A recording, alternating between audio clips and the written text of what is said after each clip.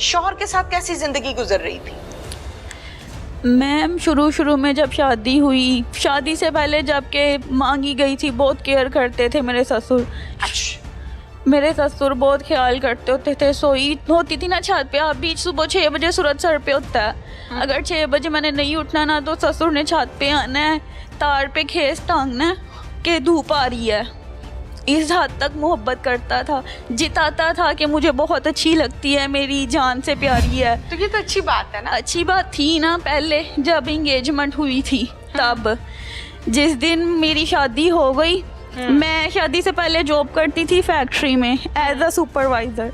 ठीक है। तो पहले तो कहते कि हमें कोई मसला नहीं है, फैक्ट्री में जॉब करने वाला बंदा बदनाम नहीं होता, लोग करते हैं। पहले तो बहुत कहता होता था कि नहीं ऐसा कुछ भी नहीं है, मेरे लिए ऐसे जैसे दूध पाक हो। बहुत इज्जत करता था, तारीफ़ करता रहता था। जब शादी हुई, शादी का भी तीसरा दिन था, सुबह मैं सो रही थी तो 6 बजे झाड़ू लगाना शुरू हो गया। 5 बजे का टाइम है रूम में। शादी का तीसरा दिन था? तीसरा दिन था। अच्छा। सोई हुई थी तो जब मैं उठी शोर सुन के, तो मैंने बोला कि बूजी क्या बात है? तो कहते जब फैक्ट्री जाती थी जब तो 4 बजे उठती थी, और अब घर है टाइम से सो जाती है, सुबह काम पे नहीं, घर के काम नहीं करने होते, तुम्हारे लिए तुम्हारे बाप ने तुम्हारे साथ मुलाजिम भेजी है।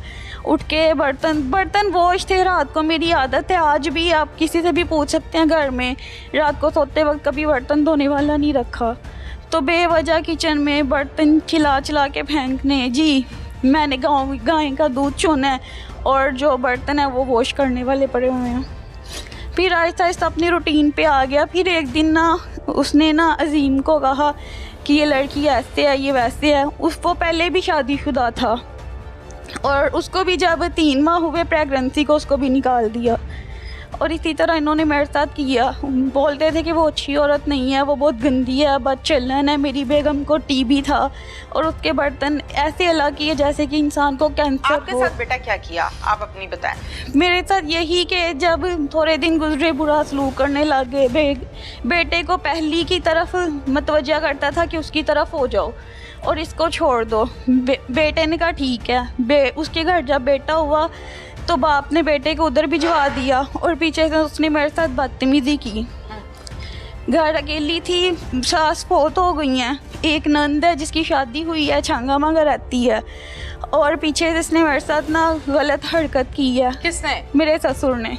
ससुर ने? अब्बू जी कह रही हो? अब्बू जी कहती हूँ। उसने मेरे साथ बदतमीजी की है।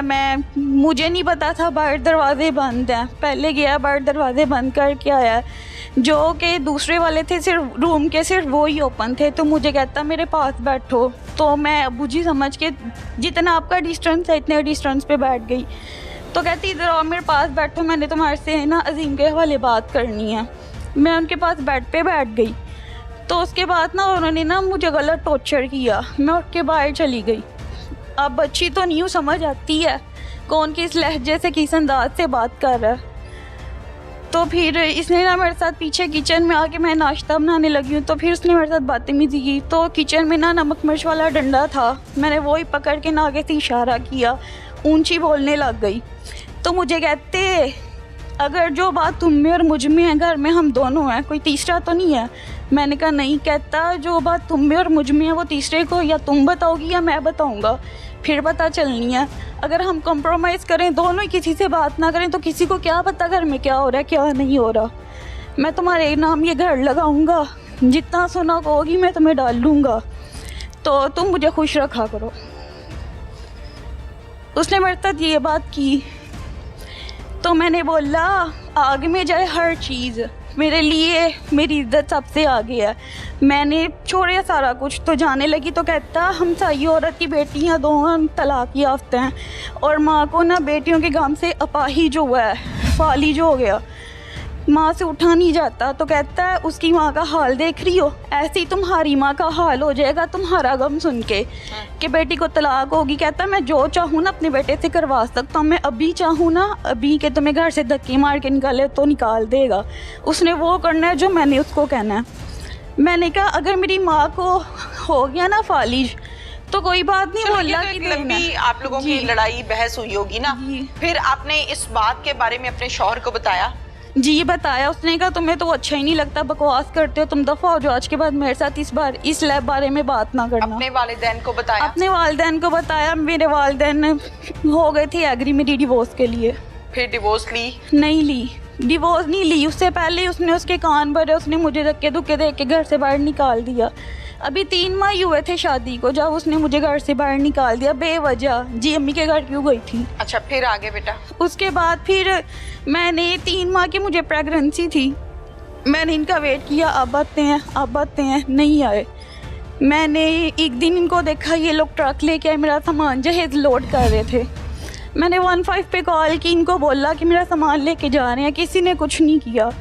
2 दफ़ा पुलिस आई है, पुलिस ने गाड़ी भगा देती थी, वो जो लोडर ट्रक होता था कि जाओ ले जाओ इसको, सामान ही लोड करना। तो जब वो जाती थी फिर दूसरी गाड़ी आ जाती थी और ऐसे करके ना वो लोग सामान मेरा लोड करके ले गए। मेरे घर बेटी हुई, मेरी बेटी जब पैदा हुई इनको बताया, इन्होंने कहा हमारी है ही नहीं। बेटी कहाँ पैदा हुई? अम्मी के घर। अम्मी के घर जी। फिर उसके बाद बड़ा ऑपरेट हुआ, मेरा कोई हाल भी नहीं पूछने आया, ना बेटी अपनी देखने आया। फिर बच्चे? फिर मैंने इन पे सामान जहेज का केस कर दिया और हुरैन बेटी है मेरी, हुरैन फातिमा, उसका खर्चे का केस किया। जब वो डिग्री हो गए दोनों, मेरे हक में फ़ैसला हो गया तो इन्होंने मुझे अगवा कर लिया।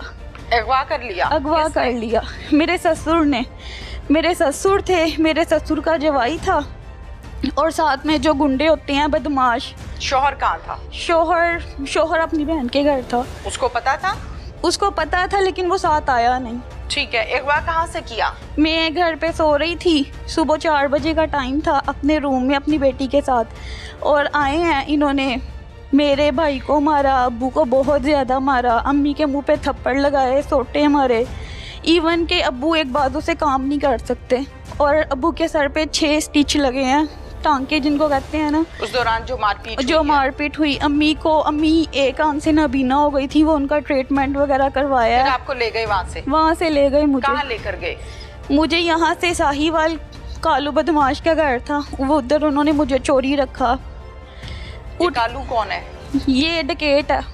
अच्छा। इस टाइम वो है जेल में। तो उनके घर पे रखा, फिर मेरा इन्होंने कहीं और पे रखा कि ना मेरे घर में तो मैं तो पहले ही बहुत बदनाम हूँ, बदमाश बंदा हूँ, आए दिन मेरे घर पुलिस आई होती है, इसको कहीं और छुपाएं। कालू ने कहा जो इश्तिहारी है। ठीक है। उसके बाद फिर इन्होंने मुझे ना किसी और के घर में रखा। वो आंटी थी तो मैंने उसको बोला आपकी भी बेटी हैं, मेरे साथ ऐसे ऐसे करके मुझे लेके आए, मेरी घर बात करवा दो, आपकी बहुत मेहरबानी। मैं उसके पाँव में बैठ गई, रोई, बहुत रोई। तो उसने कहा अच्छा बेटा मैं तुम्हारी बात करवा देती हूँ, तुम ये ना बताना कि तुम कहाँ हो, तुम बात कर लो, उनको ये कह दो कि मैं जहाँ भी हूँ सही सलामत हूँ, तो तुम ये ना बताना कि तुम कहाँ पे हो। मैंने भाई को नहीं बताया कि मैं कहाँ हूँ, मैंने बस यही कहा भाई आप लोग टेंशन ना लेना। तो ये नहीं कहा कि मुझे बचाएं आके? नहीं, क्योंकि मुझे वो कहते थे अगर तुमने किसी को बताया या कि कुछ हरकत की ना तो तुम्हारे भाई के टोटे टोटे करके नहर में फेंक देंगे, किसी को उसकी लाश भी नहीं मिलेगी। कुल कितने लोग थे? मैम ये लोग जो मुझे घर पे लेने आए थे वो लोग तो थे, एक गाड़ी थी और एक 125 थी, उस पे 2 सवार थे और गाड़ी में 6 अफराद थे, यानी टोटल 8 लोग थे। 8 लोग थे। जब आपको दूसरे घर में रखा जिनसे फोन लेके आपने वो लोग मेरे पास, उसके बाद अजीम भी आ गए थे। जब इन्होंने मुझे, आपके शौहर जी, जब इन्होंने अगवा कर लिया उसको फोन किया कि हम उसको लें, अब तुम भी आ जाओ, फिर वो भी आ गया। फिर उसने आके तहफ़्फ़ुज़ नहीं दिया? नहीं। बचाया नहीं? क्या कहा? उसने यही कहा कि केस वापस ले लो तो घर बसाओ, लेकिन वो ऐसा कोई कनेक्शन नहीं था उनका घर बसाने का, वो सिर्फ ये चाहते थे कि ये केस वापस ले लो और उसके बाद हम इसके टोटे करके नहर में फेंक दो और अपनी बेटी ले लें। अच्छा, फिर उसके बाद फिर मैम इन्होंने मुझे वहाँ पे रखा, मैंने फ़ोन करवाया, भाई ने पुलिस वालों से नंबर ट्रेस करवाया, तो ये लोग आए मेरे पास, रेड की इन्होंने, पुलिस वगैरह आई, तो जब इनको पता लग गया फिर वो लोग मुझे वहाँ से गायब कर लिया, उन्होंने कहीं और शिफ्ट कर लिया। उसके बाद फिर मुझे इन्होंने बहुत मारा वहाँ से इनको मेरी नंद बरामद हुई थी और उसके बच्चे, ये लोग उसको उठा लाए, दूसरे दिन उसको रिहा कर दिया, छोड़ दिया, इनके पास कोई बुनियाद नहीं थी कि किस बुनियाद पे उनको रखें। उसके बाद फिर रोती थी। मैं सोचा कि अब इनका बनूंगी तो शायद ये लोग मुझ पे करें, बिलीव, ट्रस्ट करें। मैं ना अंदर रूम में लेटी थी कि भाई ये बाप बेटे बात कर रहे थे कि अब हमने इसको हाई कोर्ट लेके जाना है, वहाँ से बयान दिलवानी, और उसके बाद हमने ना हमारी पक्की ज़मानतें हो जाएंगी और फिर हम इसको इसके टोटे टोटे काट के ना तो नहर में फेंक देंगे। आपने सुना था? जी, ये मैंने सुना।